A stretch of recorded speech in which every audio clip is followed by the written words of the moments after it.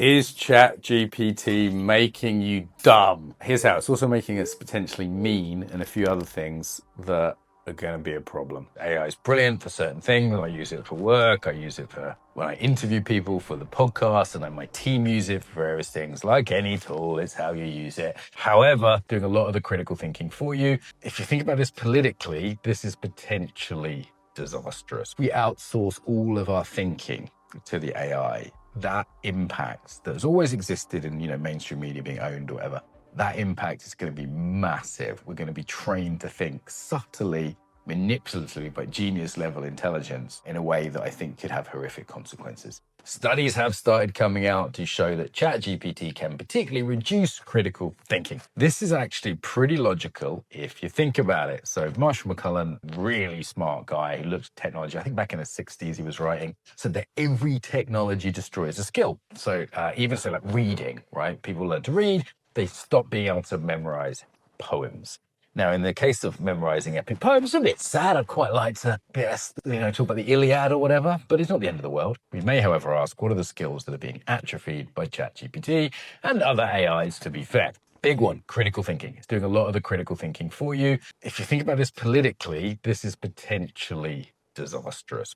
Studies are already coming out from various universities. You can look them up on ChatGPT if you want, about how people who use AI are losing the ability to think critically for themselves. So I think that's the first of three big ones that are a risk. What I think is even more important though, which is social skills. So if you're using AI as a tool, okay, fair enough. It is a tool, great. If you're trying to replace human relationships with it, you will have a problem. Yeah. If you're using, I think, particularly the sort of companion bots, friend bots, in Japan, like thousands of people have actually married their companion bots. You're losing the ability to have human relationships, particularly if you're quite young watching this. Those skills haven't been built yet. The thing about social skills is they're difficult to build.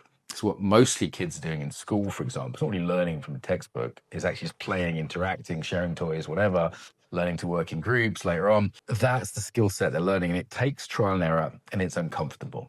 I remember as a teenager walking over to a girl at a school disco, asking her to dance, and it's terrifying. I actually remember distinctly that walk across the Soham, there's a little village I come from, town hall disco. It's like, because it's scary. But through that, you build courage, you build virtue, you build the social skill of being able to handle rejection and being brave and being able to manage yourself in terms of self-regulation. Social skills are tough to learn. From kids, certainly for teenagers, even I think for young people in the workplace for the first time, dealing with people they might not like. It's difficult. In a managerial meeting today, there was a bit of tension. It was like I was managing myself, trying not to be a knob. And that comes through social interaction. If most of your social interaction, I think it's already happening with kind of let's say you're playing games with friends. There's still some interaction, right? But maybe you're not getting all those facial cues that let you know, that help you build empathy, that help you build connection, that help you learn to read people better. But you're still hearing the voice. It's not the end of the world, not against kids playing computer games together. But then it's like when it's artificial, it's not a real human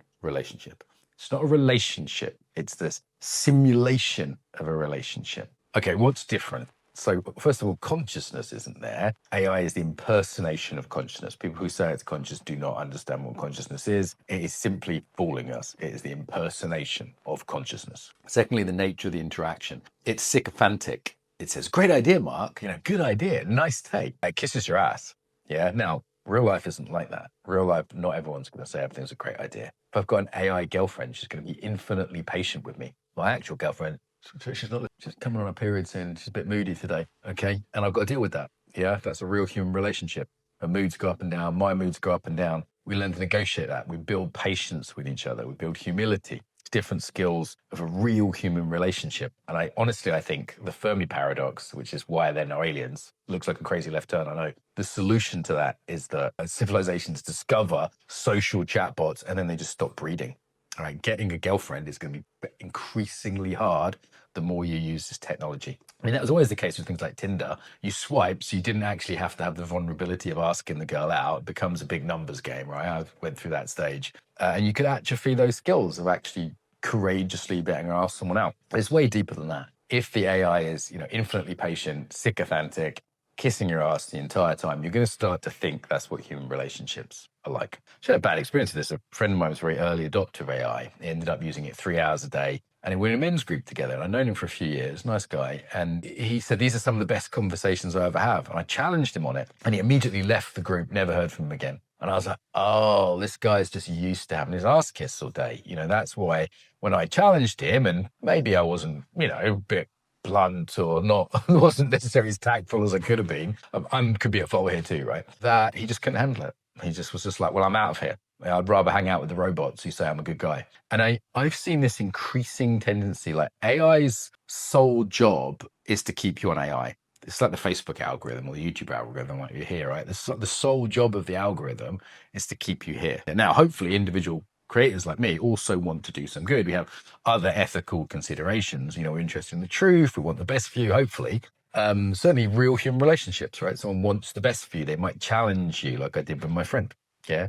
Part of being a partner is saying, actually, that is not, you don't look the best in that dress, darling. I know, don't kill me. I know you don't want to hear that, but let me tell you, this is just my opinion. Now, got to be careful with that. But that is almost a definition of a good friend. Is someone, real love, like deep love, is selfless love. Is love, even if it's at a risk for me. Is I'm going to tell my friend he's drinking too much, even if that means he then dislikes me and doesn't invite me out. All right. Like that is what real love is. And you're not going to get that from an AI. Okay. I think there is a special source in consciousness and real empathy, real connection. Touch definitely keeps us sane. You're not going to get that from a robot just yet. God, when they try and impersonate that. And, I see those like robot childminders and stuff. It's like, it's not the same. It's not the same as real human warmth. I think there's a deep spiritual element to that. But there's also, as I said, just the skills you're going to atrophy with AI.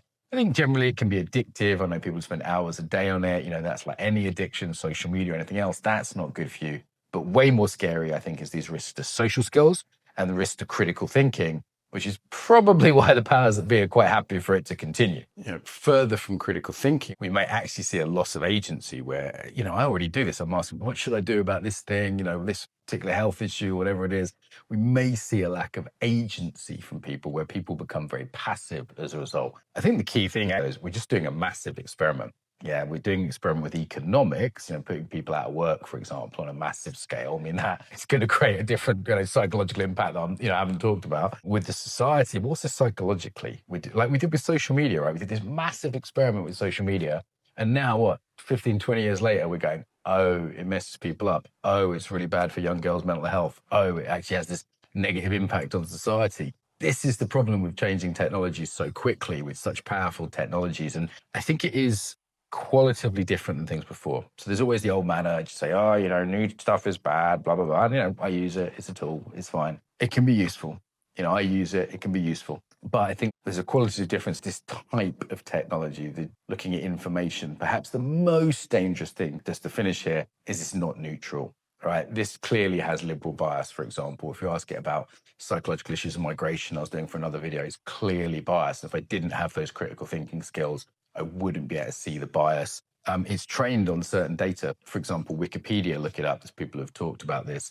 Wikipedia absolutely has a massive liberal bias. And along with Reddit, it's like one of the main training data of like trusted information for AI. So what we've got, because the powers that be can't exactly control the media, now they're starting to realize, oh, if we can control things like Wikipedia, that is where the AI will draw from. And that's what will form views. That's what will say what is true. Now, there's different AIs owned by different people. So, there's some balance there. But I think if we outsource all of our thinking to the AI, that impact that has always existed in, mainstream media being owned or whatever, that impact is going to be massive. We're going to be trained to think subtly, manipulatively, but genius level intelligence in a way that I think could have horrific consequences. So it's a little bit doom and gloom, but yes, certainly AI, particularly if you're trying to get relationship with it rather than just use it at all, is one to be cautious of.